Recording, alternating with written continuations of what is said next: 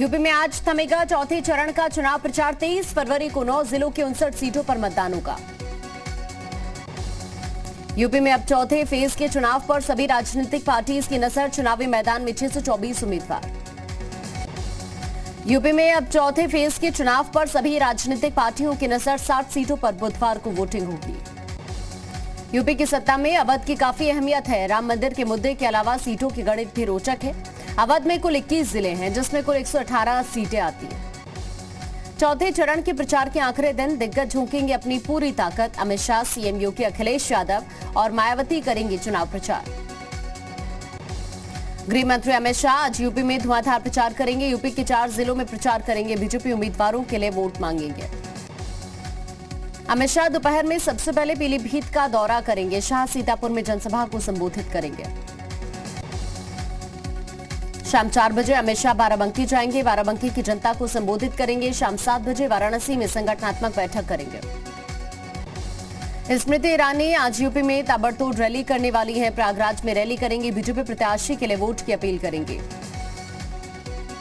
UP के CM Yogi Adityanath भी आज करेंगे धुआंधार प्रचार। हरदोई, रायबरेली और लखनऊ के दौरे पर रहेंगे सीएम। सीएम योगी आज लखनऊ में 2 जगहों पर रैली करेंगे। बीजेपी प्रत्याशी के लिए वोट मांगेंगे। सीएम योगी सुबह 11:30 बजे हरदोई में चुनाव प्रचार करेंगे। दोपहर में रायबरेली में जनसभा करेंगे। एसपी अध्यक्ष अखिलेश यादव आज झोंकेंगे पूरी ताकत। आज 3 जगहों पर रैली, जनसभा को संबोधित करेंगे।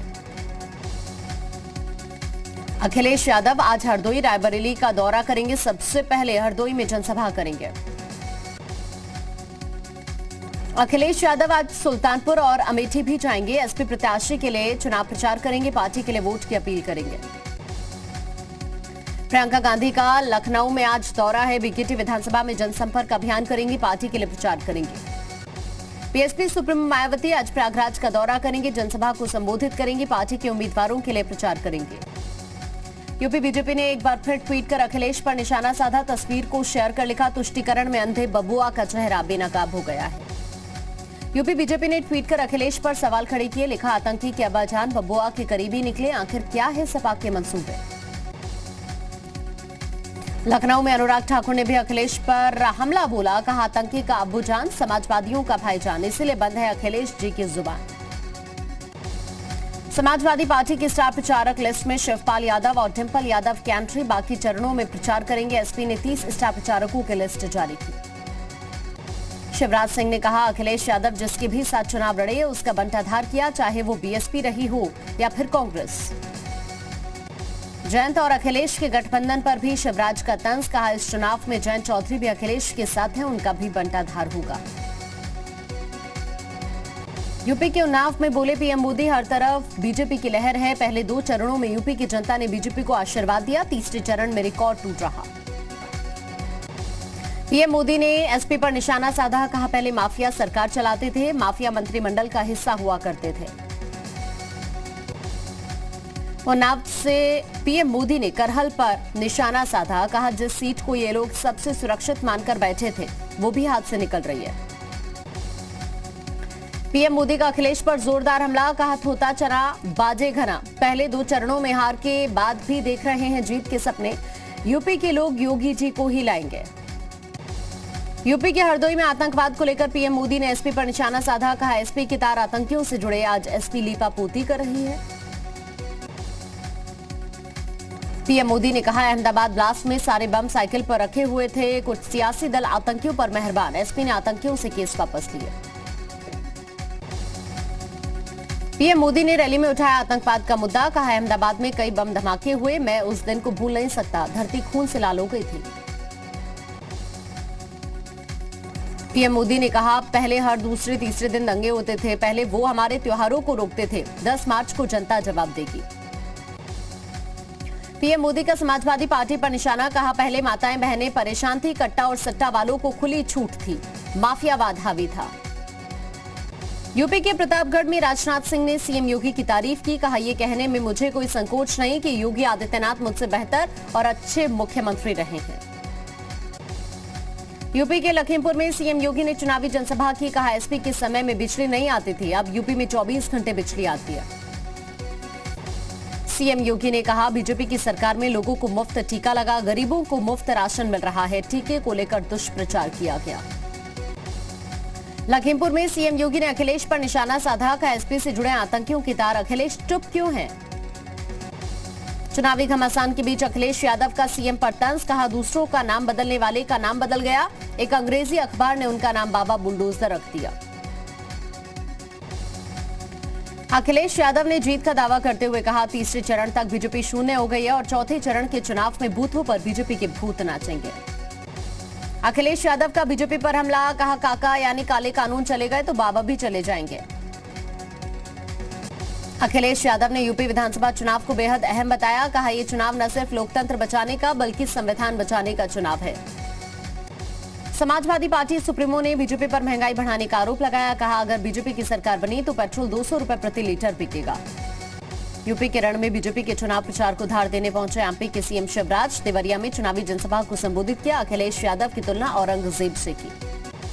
यूपी के डिप्टी सीएम दिनेश शर्मा का अखिलेश पर निशाना, कहा जिन्हें सपने में कृष्ण दिखाई पड़े थे अब उन्हें हार का सपना आ रहा है। बहराइच में अनुप्रिया पटेल ने एसपी पर निशाना साधा, कहा यूपी की जनता से एसपी की चाल चरित्र और चेहरा छिपा नहीं। 10 मार्च को एसपी का सुपड़ा साफ हो जाएगा। रायबरेली में कांग्रेस महासचिव प्रियंका गांधी ने ऊंचाहार विधानसभा में नुक्कड़ सभा को संबोधित किया। बीजेपी और एसपी पर जमकर बरसी प्रियंका।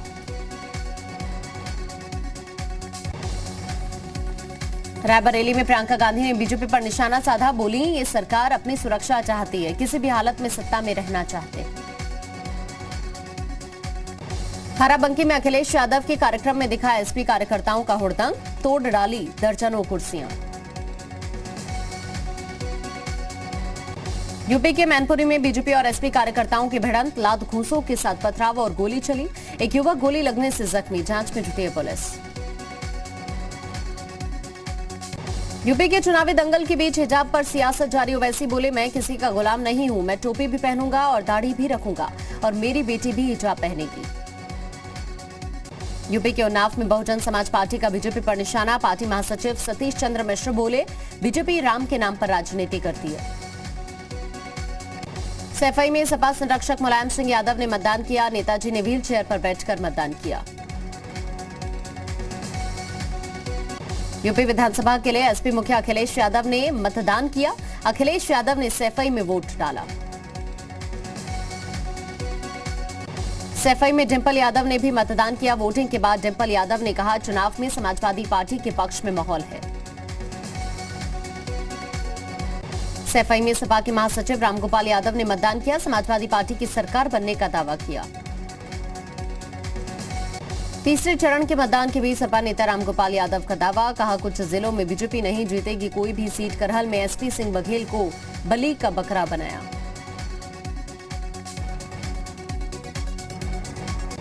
यूपी विधानसभा चुनाव के लिए शिवपाल यादव ने सैफई में मतदान किया। बोले अखिलेश को कोई नहीं रोक सकता। वोटिंग से पहले मुलायम सिंह यादव से शिवपाल ने आशीर्वाद लिया। शिवपाल के साथ उनके बेटे आदित्य मौजूद रहे। जसवंत नगर सीट से मैदान में है शिवपाल। इटावा में मतदान से पहले शिवपाल यादव ने पूजा अर्चना की, हनुमान मंदिर के दर्शन किए। सैफई में मुलायम सिंह यादव के भाई अभय राम यादव ने मतदान किया। चुनाव में समाजवादी पार्टी की जीत का दावा किया। सैफई में पूर्व सांसद तेज प्रताप यादव ने मतदान किया। वोटिंग के बाद समाजवादी पार्टी की जीत का दावा किया। उरई में बीजेपी प्रदेश अध्यक्ष स्वतंत्र देव सिंह ने वोट डाला। पत्नी के साथ मतदान किया। स्वतंत्र देव सिंह का एसपी बीएसपी पर बड़ा हमला, कहा एसपी बीएसपी के लोग गुंडागर्दी करते हैं। बीएसपी एसपी से लोगों का मन उठा। एसपी बघेल ने करहल में अपनी जीत का दावा किया। कहा यूपी में फिर बनेगी बीजेपी की सरकार। कानपुर में यूपी सरकार में मंत्री सतीश महाना ने मतदान किया। महाराजपुर से मैदान में है सतीश महाना। बीजेपी की जीत का दावा किया। कानपुर के जरौली में मंत्री सतीश महाना की सुरक्षा कर्मियों से नोकझोंक हो गई। विपक्षी दलों पर लोगों को वोटिंग से रोकने का आरोप लगाया। उत्तराखंड में चुनाव के बाद कांग्रेस के प्रदेश कार्यालय में खास फल पार्टी का आयोजन। पूर्व सीएम हरीश रावत और कई बड़े नेता मौजूद रहे। उत्तराखंड के सीएम धामी ने दिल्ली से देहरादून लौटते ही पूर्व सीएम त्रिवेंद्र सिंह रावत से मुलाकात की। दोनों के बीच शिष्टाचार भेंट बताई जा रही। खटीमा पुलिस ने कुआंखेड़ा में हुई युवक की हत्या का खुलासा किया और हत्या के आरोपी में पत्नी और उसके प्रेमी को गिरफ्तार कर जेल भेजा। पहाड़ में पर्यटन को बढ़ावा देने के उद्देश्य से अल्मोड़ा से हेली सेवा शुरू करने की कवायद तेज। डीसीजीए ने अंतिम निर्णय के बाद हवाई सेवा शुरू होगी। उत्तराखंड के चमोली में मौसम ने फिर से करवट बदली। देवाल ब्लॉक में ताजा बर्फबारी ने एक बार फिर से गिराया पारा। पीएम मोदी आज शिक्षा पर बजट के सकारात्मक प्रभाव पर चर्चा करेंगे। वेबिनार के माध्यम से संबोधन करेंगे। विशाखापट्टनम में राष्ट्रपति रामनाथ कोविंद नौसेना के राष्ट्रपति बेड़े 2022 के समीक्षा कार्यक्रम में शामिल हुए। नौसेना ने राष्ट्रपति को दिया गार्ड ऑफ ऑनर। नौसेना के कार्यक्रम में राष्ट्रपति के साथ रक्षा मंत्री राजनाथ सिंह मौजूद रहे। नौसेना के जाबाजों ने दिखाया हैरत अंगेज करतब। मणिपुर विधानसभा चुनाव के लिए पार्टीज ने तेज किया प्रचार। कांग्रेस नेता राहुल गांधी और केंद्रीय मंत्री नितिन गडकरी की रैली।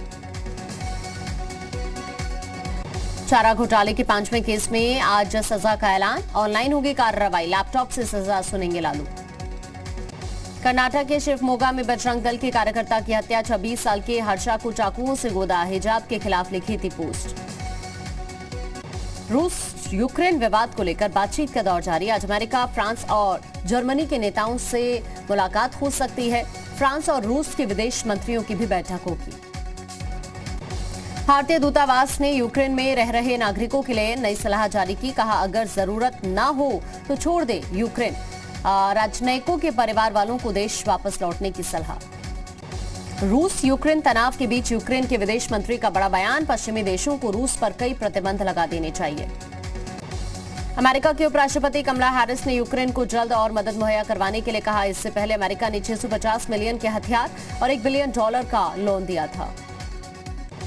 रूस के राजनयिकों ने अमेरिका और ब्रिटेन के जासूसों को बताया अविश्वसनीय। पश्चिमी देशों ने यूक्रेन बॉर्डर पर रूस की 1.5 लाख से ज्यादा सैनिक तैनात होने का दावा किया था। ब्रिटेन के पीएम जॉनसन ने रूस पर निशाना साधा। कहा, रूस 1945 के बाद से सबसे बड़े युद्ध की तैयारी कर रहा है। ब्रिटेन की महारानी एलिजाबेथ द्वितीय हुई कोरोना पॉजिटिव। बकिंघम पैलेस ने जानकारी दी हल्के लक्षण की। कनाडा में ओटावा से वापस लौटने लगे प्रदर्शनकारी। पुलिस की सख्ती के बाद खाली होने लगा ओटावा। अब तक करीब 150 प्रदर्शनकारी गिरफ्तार। नेपाल में अमेरिका से करार पर बवाल। सड़कों पर उग्र हुए प्रदर्शनकारी। पुलिस से भिड़े लोग। पुलिस ने आंसू गैस और वाटर कैनन का इस्तेमाल किया। अर्जेंटीना के जंगल में आग से हाहाकार मचा। क्वारंटीन प्रांत में एक हफ्ते से धधक रही आग। 6 लाख हेक्टेयर से ज्यादा जंगल जले।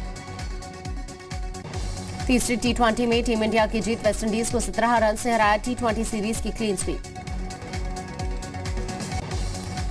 तीसरे टी20 में सूर्य कुमार यादव ने खेली विस्फोटक पारी। मैन ऑफ द मैच के साथ प्लेयर ऑफ द सीरीज का भी खिताब मिला। आईपीएल की नई टीम गुजरात टाइम्स का लोगो जारी। मेटावर्स पर टाइम्स डग आउट के माध्यम से जारी किया लोगो। भारतीय टीम से बाहर होने के बाद रंग में लौटे चेतेश्वर पुजारा। रणजी ट्रॉफी में मुंबई के खिलाफ खेली 91 रन की शानदार पारी। ज़ाहरा वसीम ने हिजाब विवाद पर बयान दिया। अभिनेत्री ने कहा कि हिजाब कोई विकल्प नहीं है बल्कि इस्लाम में एक दायित्व है। दादा साहेब फाल्के अंतर्राष्ट्रीय फिल्म फेस्टिवल अवार्ड घोषित हुए। रणवीर सिंह को फिल्म 83 के लिए मिला बेस्ट एक्टर का अवार्ड।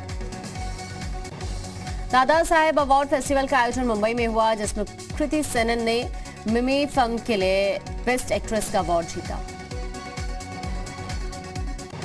पुष्पा फिल्म को मिला फिल्म ऑफ द ईयर का अवार्ड। 200 करोड़ से ज्यादा बजट वाली इस फिल्म में अल्लू अर्जुन और समांथा ने मुख्य भूमिका निभाई। विजय और विक्रांत मैसी की फिल्म मुंबईकर इस साल मई में रिलीज हो सकती है। पिछले साल होने वाला रिलीज कोरोना कारणों से टाला गया था। सिद्धार्थ मल्होत्रा की फिल्म शेरशाह को बेस्ट फिल्म का पुरस्कार मिला। मैकेंटी को बेस्ट वेब सीरीज का अवार्ड मिला। कंगना रनौत ने आलिया भट्ट और उसकी फिल्म गंगूबाई काठियावाड़ी पर निशाना साधा। कहा, पापा की परी के लिए इस हफ्ते बॉक्स ऑफिस पर 200 करोड़ रुपए जलकर राख हो जाएंगे।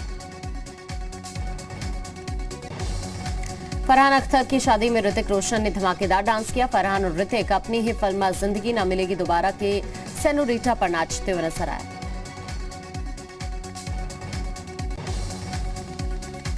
लंबे बाल और सफेद दाढ़ी में शाहरुख खान का फोटो वायरल। कई लोग अगली फिल्म पठान में उनका लुक का कयास लगा रहे, पर हकीकत में ये एडिटेड तस्वीर है।